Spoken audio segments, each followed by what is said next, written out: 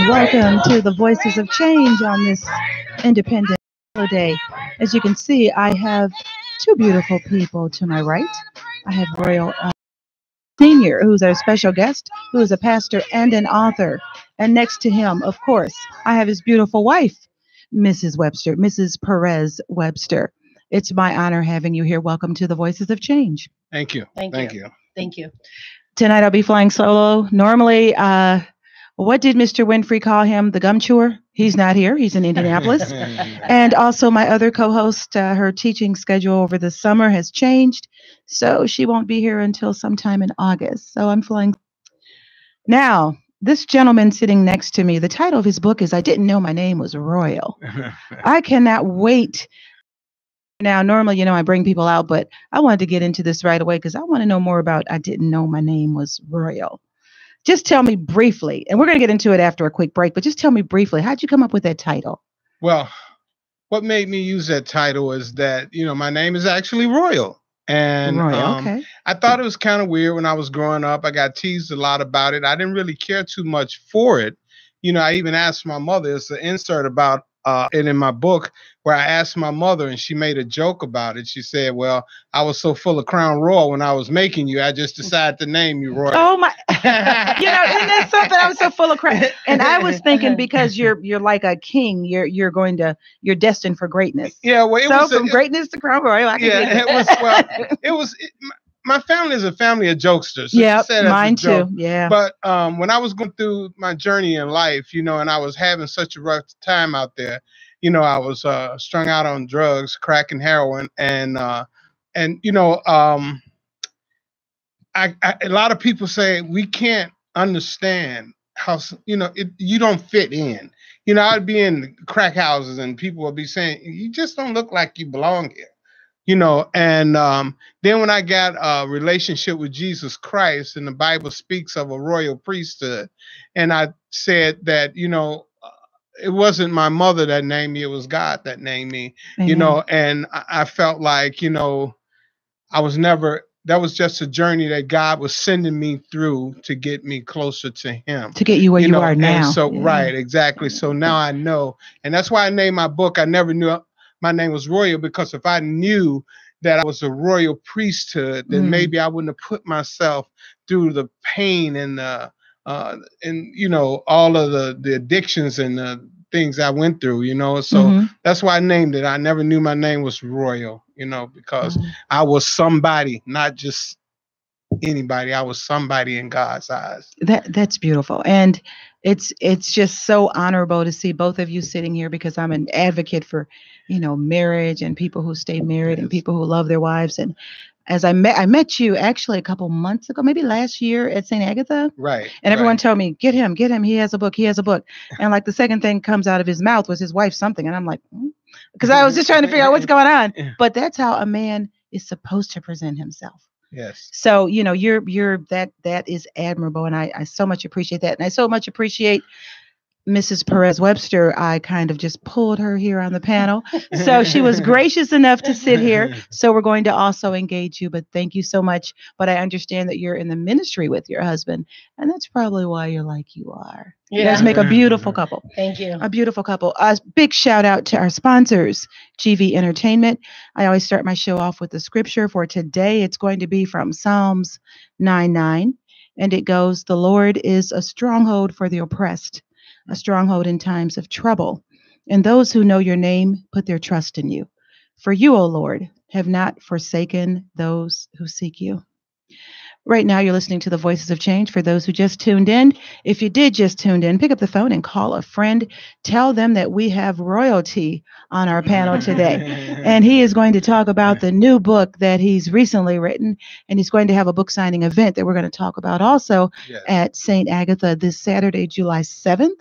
So pick up the phone and tell them to tune in and listen to the show. It's only going to be maybe 40 minutes out of your day. So get those phones, message people, let them know. Right now, we're going to go on a quick break, and we'll be right back right after. And we're going to start right into the interview with Mr. Royal L. Webster Sr.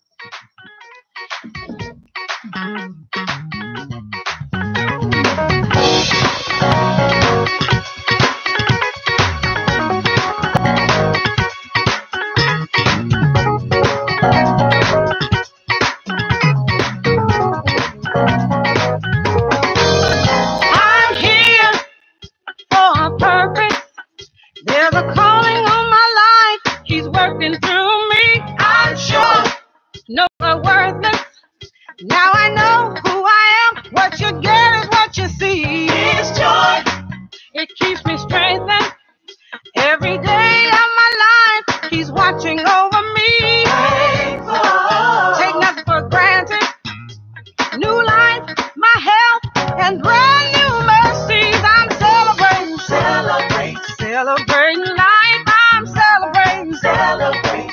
Oh, I'm celebrating, celebrate, celebrate life, I'm celebrating, celebrate. Ooh, I'm celebrating, celebrate, celebrating life, I'm celebrating, celebrate. Oh, I'm celebrating, celebrate, celebrate life, celebrate. I'm strong, I am a victor, I am one with the Lord. I live from day to day, been wrong, but a little bit wiser, rejoicing in the Lord. Always I'm celebrating, celebrating, celebrating life. I'm celebrating, celebrate. Yes, I'm celebrating, celebrate, celebrate life, celebrating, celebrate. Oh, celebrating, celebrate, celebrating life. I'm for those just tuning in, you're listening to the Voices of Change only on Intellectual Radio and iHeart Station. And next to me, I have the honor of having Royal L. Webster Sr. and his wife, Mrs. Perez Webster. Again, welcome. I'm going to give you a brief bio. This is just a brief synopsis because I'm so honored to have them today. It is a holiday. He's in town visiting. He has a lot of engagement and he's squeezing me in. So trying to get through this. For the bio, Royal L. Webster Sr., after having a great upbringing beginning at St. Agatha, that's St. Agatha on the west side, St. Agatha Grammar School, yes. Then off to becoming a Chicago police officer with the 15th District Tactical Unit. After the loss of his partner on duty, his life spiraled into depression, causing him to lose his everything and becoming homeless on Skid Row in Chicago. Then God did a miracle in his life and put his life story in a book entitled, I Never Knew My Life Was Royal. He's founder and senior pastor of Total Restoration Ministries, located in Pomona, California. He's also the proud father of 8 children and has been married for almost 20 years. Help me welcome him to the Voices of Change. Thank you. Thank you. We're going to start out with just a few questions because there's something in there when I read the bio about your partner. Yes. Was that kind of the catalyst? Was that the start of when things start going awry for you after that happened? Yes. Were you with him when it happened? Yes, we were working. We were working. We were on duty, and he just told me that, he was going numb on his right side. So obviously I thought he was having a stroke. Going numb. Okay. And so I headed straight to the hospital, the closest hospital, which was Loretta Hospital. Mm-hmm. But by the time I got him there, he had kind of slumped over and fell into my lap, and the doctors and nurses was waiting for him outside the emergency room. They took him in. At that time, the doctor advised me that he had aneurysm to burst in his head. Oh, God. And so, and see, the thing about it is we were friends at Mount Sinai Hospital. He worked at Mount Sinai Hospital with me for years, and we got on the job of the police force together, mm-hmm. and we were close friends for years, mm-hmm. And for a long time, I started to beat myself up saying if I could have only got him there sooner. And some of the officers said, well, maybe you should have took him to a different hospital. But I took him to the closest. Everybody has second thoughts and second Now with opinion. The aneurysm, right. Some of them, they just... Well, that's what the doctor had informed me. He said it really didn't matter where I've taken him.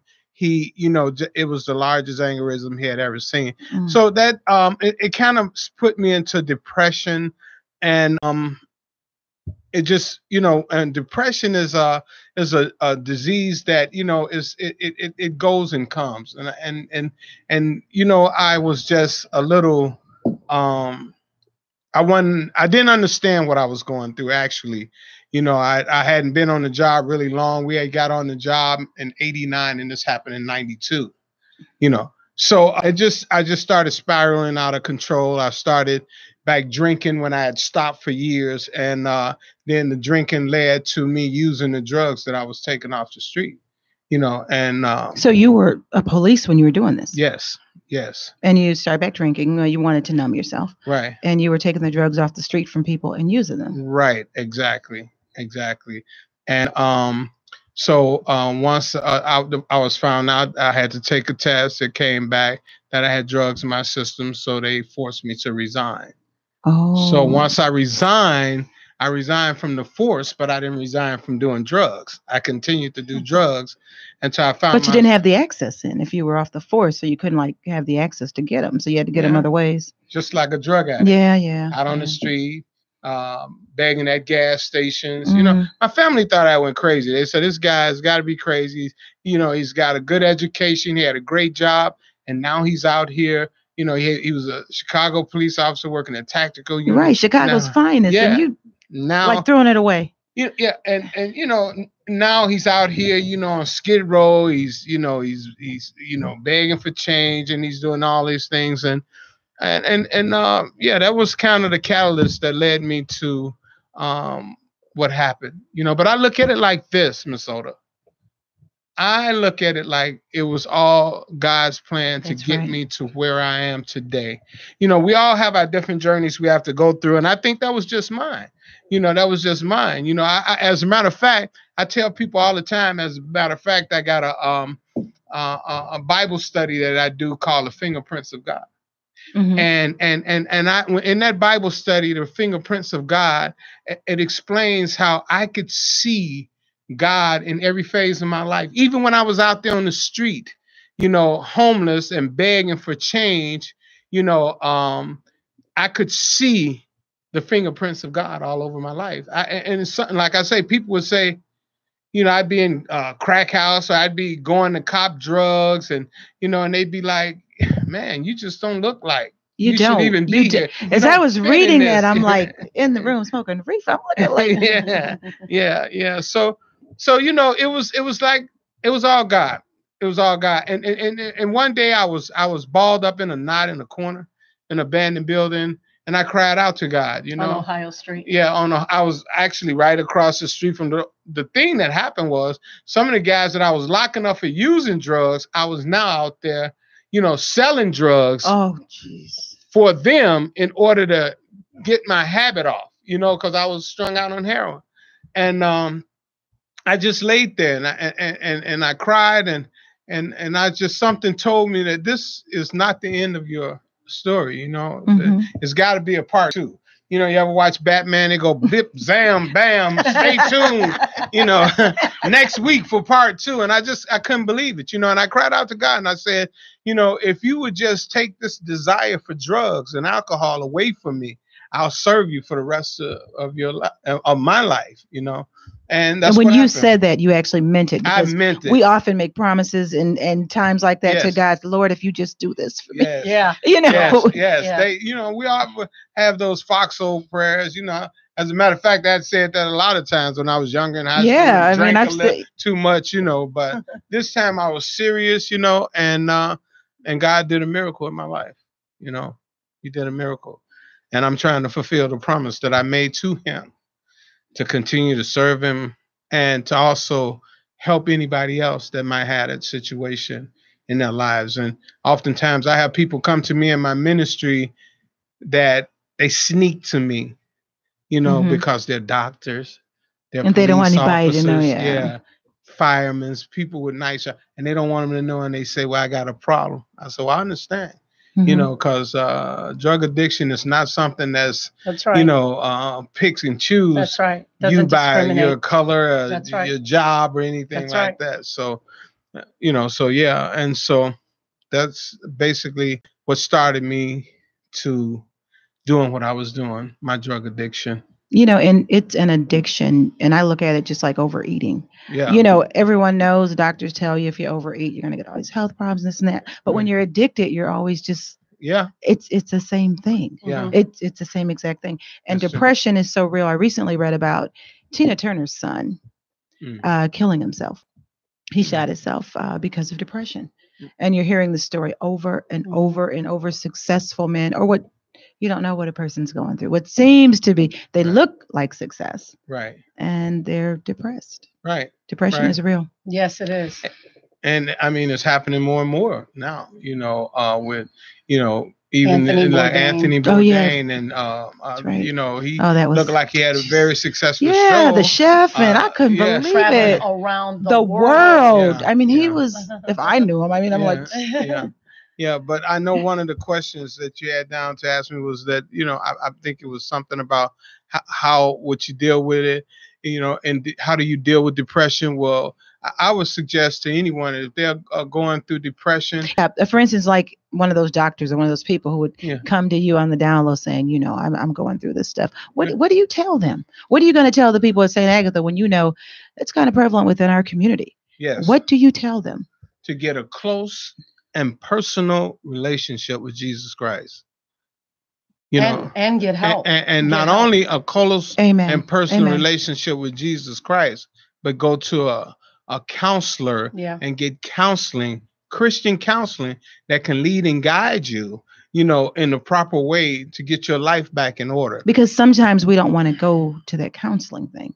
Right. You know, we right. don't. We think that's a stigma. Like Right, I'm not exactly. broken like that. Where I need to. Exactly. And that's the reason why I tell people, you know, get a relationship with Jesus Christ. That's what helped me. You know, when I was going through my depression and when I first went to this ministry, you know, it was like when I got a relationship with Jesus Christ, it was almost like clouds just open up, you know, and I actually saw the light at the end of the tunnel. Okay, so what made you segue from police officer to being depressed to doing other things to ministry? Well, it's kind I'm of just it's kind of funny because it was all God. Like I say, the fingerprints of God was on my life. I remember, you know, when I was out there and I was strung out on Madison Street, I'd walk from Ashland to Austin. You trying were to there? Get drugs. Yeah, from Ashland to Austin on Madison trying to get drugs. And I can remember that, you know, when I was out there on the street, you know, all messed up, you know, it was just things that would happen, you know, and I know it was God protecting me. You know, I remember some guys that had accused me of taking their money from them when I was a police officer. Mm. There was about 8 of them. They jumped on me and they would have possibly have killed me, but I was so skinny from smoking crack, I slid under a car. That's the truth. That's the only thing that stopped them from killing me. You know, and I know that it was God that was, you know, getting me to where I had to go. You know, my brother, they came to me. I have a family. I had a family of 8 as well, and brothers and sisters total. And my first brother, I went to his James, you know, and I was asking him, you know, what do I need? Can you help me? You know, and he gave me a flyer, and this flyer was to a church called Chicago Victory Church. But see, in Chicago Victory Church, in order for you to be there, you got to sell those snacks on the corner. You ever see them on the medium selling? You have to do that? You have to do that in order to support yourself being there. Okay. So I told him, I was like, you got to be kidding. I'm not going to be ex-police officer standing out on Chicago corner selling candy. I'm not going to do it. I was still prideful. I was going to say it was pride. Yeah. Okay. So I got incarcerated, and my other brother visited me. His name was John. And he gave me the same flyer without me asking him. And I found out later, they never even knew. So I looked at it was God trying to get me there, but I still refused to go there because of the selling of the snacks. So I was incarcerated for a short time in Cook County for violation of probation. When I got out, I went back out to the same old thing. And this time, I was in the building and I cried out to God. I said, I just want help. And I left out and I went to Haymarket House down on Sangamon.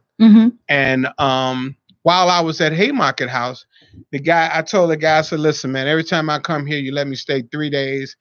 When you put me back out on the street in 3 days, my Jones is just, the monkey is just beating me up. I go straight to drugs. He said, you know what I'm going to do, Mr. Webster? I'm going to let you stay a week this time.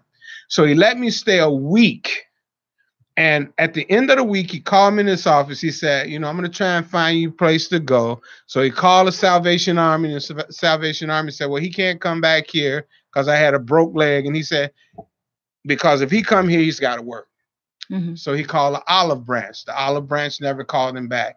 He had called about 4 or 5 different places. Jeez. So he said, I got one other place that I'm going to try to call to see if they'll accept you. It was Chicago Victory Church. Oh, the that same again. place my brothers had gave me the flyers to. And I said, this got to be God. My brothers gave me a flyer. Now, this is the last place. And they accepted me. And when I went in, I had a head-on collision with Jesus Christ. Wow. You know, I had a head-on collision with Jesus Christ. Yes. And Mrs. Perez Webster, when did you meet him? We were both at Chicago Victory Church. Oh, Yes, okay, we were okay. I don't both know why. I felt that you were probably there. Yes. Okay. That's because I'm from Toledo, Ohio, like I was talking to you earlier. And then I left Toledo, Ohio to come to Chicago Victory Church and to come into a Christian recovery program and to get my life together too. And so after about a year or so, we had met. And so about 2 years later, we got married. About 2 years later, we got married, and we both, it's funny because one of the things that you asked him the question about what led him into ministry, I've always known, I've always known since, that I knew that I was called to do something for God. And so that's what connected us, is that he had the same passion. He's like, I'm not, this is going to be my life. Like, I'm going to help other drug addicts. I feel like I found my purpose. I feel like what the enemy meant for evil, God is going to turn it around and use it for his good. And so we just decided that we're going to use our pain for our passion and our purpose. We're going to let God use our mess and turn it into our message. Yeah, I like that. You know, yeah. And so that's what we did. We decided. And so when we got together and started dating, we just kind of already knew that this is what we are called to do. We are called by God. See, God calls us. You know, sometimes we don't get to choose. God chooses. He says, you did not choose me, but I chose you. And so he chose me. He chose us to, and then we were launched to California by our pastor from Chicago to start a ministry. And that's where Total Restoration Ministries was birthed. And not only did we have a church, but we also had the same type of facility of Chicago Victory Church. We had a discipleship program going. For people that was on drugs or depression or homeless. You know, we don't have just a church. You know, it's for people. I didn't know that. I thought it was homeless. just a church. Okay. No, it's for people that's homeless and going through what we were going through. Yes. And I'm quite sure that you know that once you get a relationship with Jesus Christ, it's something that you can never shake. That's true. And you know, it was just something I wanted to do for the rest of my life. You know, I would get offers. I remember being once in Dallas, and I told a lady my testimony, and she said, you know what? She said, I got a position open for you. She said, a security position. She said, you were ex-cop. She said, I will hire you. You will have your own employees. And she offered me a nice salary. And I said, no, that's not me. That's not what I want to do anymore. I want to serve God. You know, I want to serve God, you know, and that's what I continue to do, you know? So, you know, that was, you know, God was just so good to me. You know, it was just so good to me. I mean, you know, I had a head-on relation with him, collision with him. And I met my wife there, and I was like, "Wow, I like this ministry." all the good things, everything fell in place. Yeah. You know, and you know, I didn't feel the depression anymore. You know, and you'd be surprised because the place that we were at, the Chicago Victory Church, it wasn't the most beautiful place. But I felt like it was heaven. Is that the place on Madison Street? No, it was on Grand. Just tore down. Yeah, because it caught a fire up there. Okay. It used to be Norm's car dealership. Oh, I know where you. Okay. They turned it into. But yeah. So, but for depression, I tell people, as a matter of fact, on our application when they come in, we said, if you're not willing to accept Jesus Christ, it's no use for you being in this home. That's right. Because Jesus is the answer. But everybody, we give an opportunity, we don't care, because people going to come in, they don't want to have nothing to do with Jesus. We didn't have people come in, I don't care about that Jesus. And before they leave, they singing his praises. Because we know how good God is, That's right. And he don't force anybody to serve him. It's their choice. But, God is using us, and my wife, she's being very bashful because, she went through changes and situations of her own, and that's why she was in the ministry that I was in too, and God is using her now. As a matter of fact, she got a event coming up, if you don't mind me saying, in Toledo. It's called Hope Fest Toledo. It's going to be September the 29th, where we're going to be catering to people that's been affected by the opioid crisis. The families that's a big thing. Yeah. So we're going to do that September the 29th. She didn't mention that. Thank you. When is it again? September the 29th. Okay, in Toledo, Ohio. Yes. Since you're speaking of dates and times, tell us about when you're going to have your book launch. You're having it Saturday. It's going to be Saturday, July the 7th at St. Agatha's Church, 3147 West Douglas Boulevard. And I'm having it there because this is the grammar school that I graduated from. One of the things when I was on the street and I was all messed up, and I would sit back and I would think about, how my mother put me in St. Agatha's, and she had, I just couldn't imagine being out there on the street like that, knowing that she raised me different. Did she put all of you? It was 8 of you, right? And she put us all through St. Agatha's and Catholic schools. So the sacrifice she made for you. So I got a lot of friends in California, but I said, no, I'm going to go back home. What time is the event, July 7th? It's from 1 until 4. And they'll have light refreshments served. So I just wanted to come back. And your book will be available for sale? Yes. And how much is this book? It's $18. $18. And can you also buy it? Yes, like at Amazon? Yes, you can buy it at Amazon. You can buy it at Barnes and Noble, Exelon Publishing, or either you can contact my ministry and order it. So this may be a little challenging, but what I want you to do for the listening audience, because not only people that may be listening now live, but the rebroadcast, they get a lot of people listening. Okay. Tell us a little bit, a synopsis of your book. I want you to tell it so people will be encouraged to buy. As I listen to your story, I just want to dig deeper to find out more about this journey. But kind of briefly tell them about this book. Well, it's about my upbringing at St. Agatha's, the experiences that I had at St. Agatha's. I had an opportunity to get a signed autograph from Cassius Clay. Where? At St. Agatha's. Cassius Clay went to St. Agatha? No, he came and visited there. At the school? At the school, because our priest, Father Millett, was a boxer. Yeah. And so, and Martin Luther King also visited us there. At St. Agatha's? At St. Agatha's. Oh, yeah, he was living in North London for a while, so yeah. So it was a great upbringing, and, my book also details things that, parts of my life, my experiences, because, Miss Gray, one of the things that I always feared was being homeless. And I don't know why, because I was blessed to be from a family with 2 parents, a mother and a father, that both worked hard and supported us. But for some reason, and like I say, in the fingerprints of God, I think that was just God showing me the journey that I was going to have to go through. That's why you feared it. Right. And so it talks about, me experiencing racism at a young age. I can remember going to Mississippi once, and my father bought a new car every year. And this summer it was just me and him, and we pulled up in front of the courthouse, and I believe it was Lexington, Mississippi, and my father was all proud. He had a new car, and he was showing it to his buddies out there. And his sheriff, he looked like Barney Fife. I knew you were gonna say he looked just like Barney Fife. And he told my father, he said, "Jimmy, you leave these boys alone." He said, "Just cause you didn't move to Chicago and you got a new car every year, you ain't no better than the rest of these N-words." You know what I'm saying?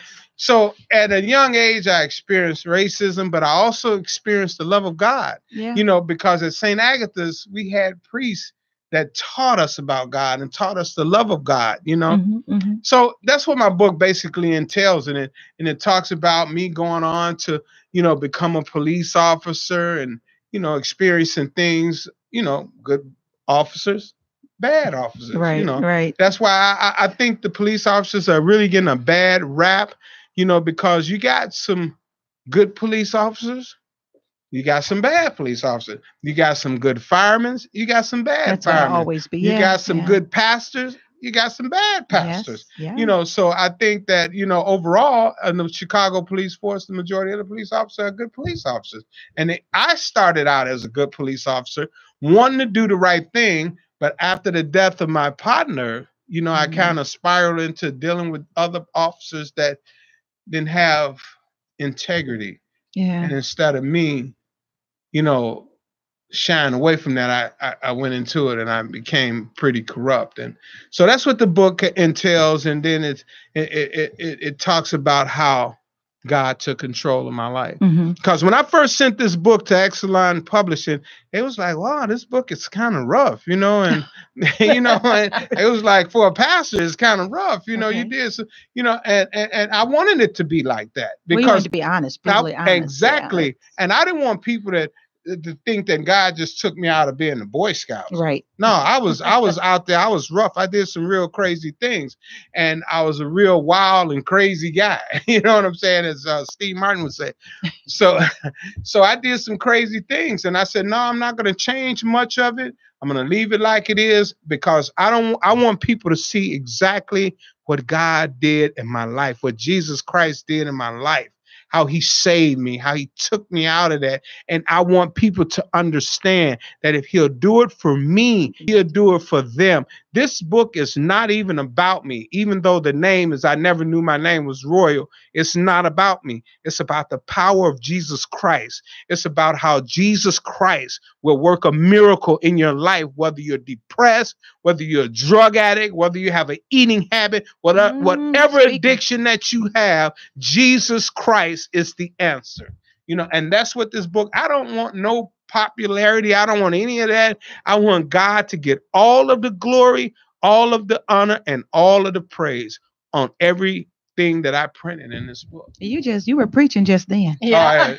You didn't realize it, but you were taking me in. You were talking, and I want you to get the popularity, the prosperity, and all those things because of your attitude, because you're doing it for his glory. And that's why it'll come to you. Amen. Again, he's going to have his book signing event at St. Agatha at 3147 West Douglas in Chicago from 1 to 4 p.m. on Saturday, July 7th. Don't miss it. But if you have to miss that, if you want to purchase this book, you can purchase it right now on Amazon.com. They do have copies right there delivered to your door within a day or two. And there's other outlets that you said. Barnes and Noble. Barnes and Noble. Or either you can contact Total Restoration Ministry or Exelon Publishing Company. Those are the 4 places that you can get it from. So this book is out there, and from sitting next to him, so close to him, particularly when he went into that preaching mode, I can't wait to read it myself. So I'm encouraging everyone to pick up a copy of this book. Try to stop by St. Agatha. It should be fun to be able to meet him, because when you meet him, you'll feel how dynamic he is. So I encourage that. I want to thank you once again. No, Don't want you to be late for your event. No, thank you. Thank you. So I want to thank both of you, and thank you so much for just, she was such a trooper. She said, sure, I'll come on. I'm like, okay. Some people I have to beg to come on. So thank you so much. If you guys are ever back in the area when this book blows up, if you have time, step back by, because I'm prophesying it first. All right. So and I want to hear more about your event when you have it also. Sure. In Ohio, because it's only a couple hours away. That should be fun. Yeah. That should be fun and such a good cause. Amen. Lovely couple. It's been an honor. Thank you. We're going to take a quick break, and I'll be right back. I'm going to see my guest off, and I'll be right back. So much. Thank you. Thank you.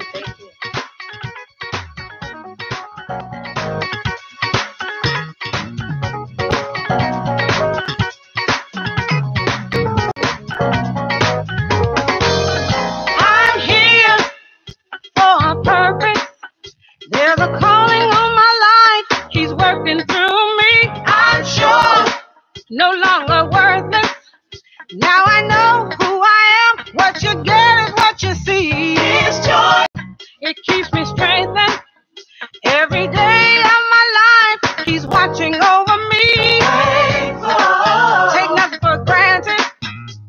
New life, my health, and brand new mercies. I'm celebrating, celebrating life. I'm celebrating, oh, I'm celebrating, celebrate life. I'm celebrating, ooh, I'm celebrating life. I'm celebrating, oh, I'm celebrating, celebrate life, celebrate. I'm strong, I am a victor, I am one with the Lord. I live from day to day, but a little bit wiser, rejoicing in the Lord always. I'm celebrating life. I'm celebrating, yes, I'm celebrating, celebrate life, celebrating, oh, celebrating life. I'm celebrating, oh, yes, I'm celebrating life, celebrating. For those just tuning in, this is the Voices of Change, and you just missed it. If you just tuned in, you missed Royal L. Webster. But I do want to tell you that he has a book out. His book is called I Never Knew My Name Was Royal. It talks about the journey of his life, and he'll have a book signing event July 7th at St. Agatha, 3147 West Douglas from 1 to 4 p.m. Right now, we're doing things a bit backwards, so I'm going to do a few news stories and close out because we all have things to do and people to see today on this holiday weekend, or should I say holiday day. News you can use. The University of Alabama alumni chapter of Kappa Alpha Psi, a predominantly black fraternity, is suing after a venue turned them away for being an all-black group. The fraternity filed a lawsuit against the Cypress Inn at the end of June after staff at the restaurant changed its mind about the group hosting an event there. The fraternity had put up a $1,500 deposit in December for the event. It was a fundraiser mentoring program that was going to take place. The event was to take place February 23rd, so Kappa members met with the folks at Cypress Inn on February 6th to finalize. When they found out that the group was black, they told them they have to take their business elsewhere. Keep in mind, this was 2 weeks before the event was to take place. Apparently, the Cypress Inn had not known that Kappa Alpha Psi was black when it agreed to rent the space, but when it found out, it said, no, you can't come here. The inn said it did not have security to man that event. The fraternity then countered and said it would fund its own security. According to the complaint, the plaintiff also inquired whether insurance coverage was an issue and produced proof of insurance and pledged to sign a waiver to hold the Cypress Inn harmless from any liability related to the event. The Cypress Inn rejected this proposal as well. The inn's owner became involved. She's a white woman. She became involved. And she said she has a final decision. And her final decision was that they would not be able to rent the space. So ultimately, 2 weeks prior to a big event, everything going out, tickets being printed, people thinking that the venue was there, they had to scram around and find another event. And I hope their suit is successful. Things like this is just going on a bit too much. The Trump administration plans to toss an Obama-era guideline that encourages colleges and universities to consider race as a way of promoting diversity. The Department of Justice is reversing 2011 and 2016 legal guidelines set during the Obama administration to avoid racial isolation, as administrative officials contend the guidelines mislead schools to believe that legal forms of affirmative action are simpler to achieve than the law allows. The new plan, according to the New York Times, would remove the existing policies and encourage schools not to consider race in the admissions process. With reversing the Obama-era guidelines, the Trump administration is clearly showcasing its position on the subject, which comes less than a week after Justice Anthony Kennedy announced his retirement from the Supreme Court. Scary times.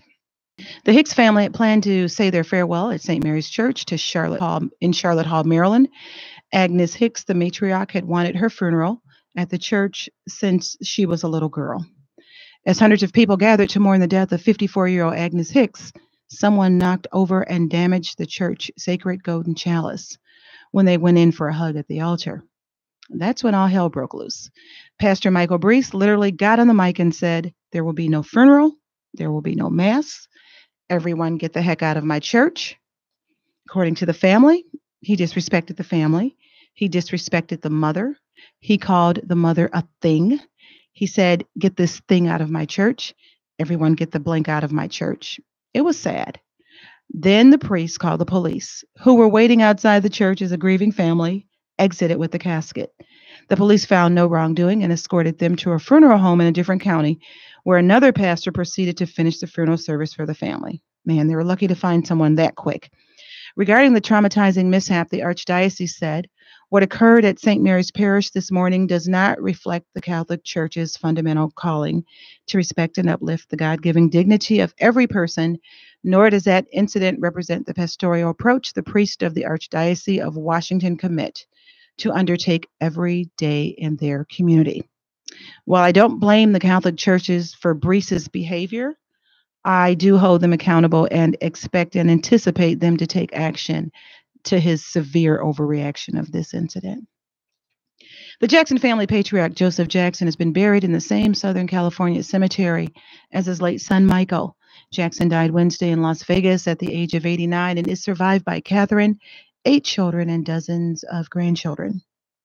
An American-born citizen who federal authorities say recently scouted locations in Cleveland to attack people watching 4th of July fireworks and talked of carrying out additional bombings had been charged with trying to support terrorism.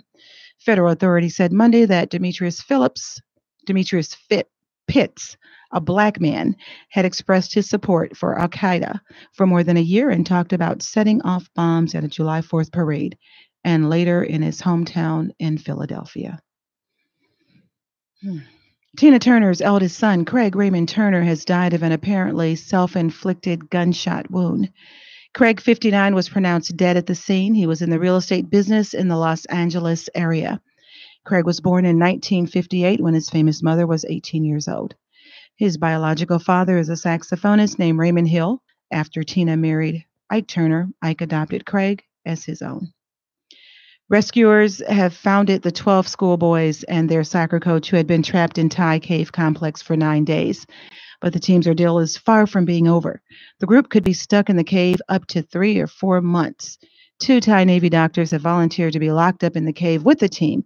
He added, 2 other complications of this event is heavy rains that are forecast over Thailand could exacerbate flooding in the cave, and the boys don't know how to swim. Well, they've made it this far, so we are praying and hoping that they'll get out and they'll be successful. Outspoken Reverend Michael Pfleger and hundreds of anti-violence activists plan to shut down a portion of the Dan Ryan Expressway days after the 4th of July, a holiday notoriously associated with a spike in shooting in Chicago. He took to Twitter and Facebook on Monday to get the message out about the 10 a.m. July 7th protests in the northbound lanes of the Dan Ryan. It's to begin 79th Street. As many as 1,000 people plan to walk about 1.5 miles to 67th Street to demand city officials do more to address the violence that has claimed the lives of hundreds of Chicagoans. Pfleger said in a phone interview later with the Tribune, as we celebrate Independence Weekend, there's not a sense of freedom in many of our communities. And for many of our young people, said Pfleger, the senior at St. Sabina Catholic Church, instead, there's a sense of fear. Illinois State Police, which patrols the highway, is aware of the planned protests, but declined to comment. Last year, the city experienced one of the most violent 4th of July weekends in recent years, with 15 people fatally shot and 87 others wounded. The marchers plan to demand city officials and lawmakers to use their muscle to create more jobs, better schools on the impacted south and west sides. Pfleger said he and the teen activists he's working with who hail from the southwest side, Brighton Park, up to the north side, refuse to normalize the continued toll of gunshot victims. And that's why they're taking over one of the busiest expressways in the city, which slices through the south side on Saturday morning.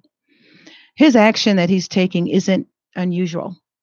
It's the same type of nonviolent actions, the same kind of nonviolent protests that Martin Luther King would take.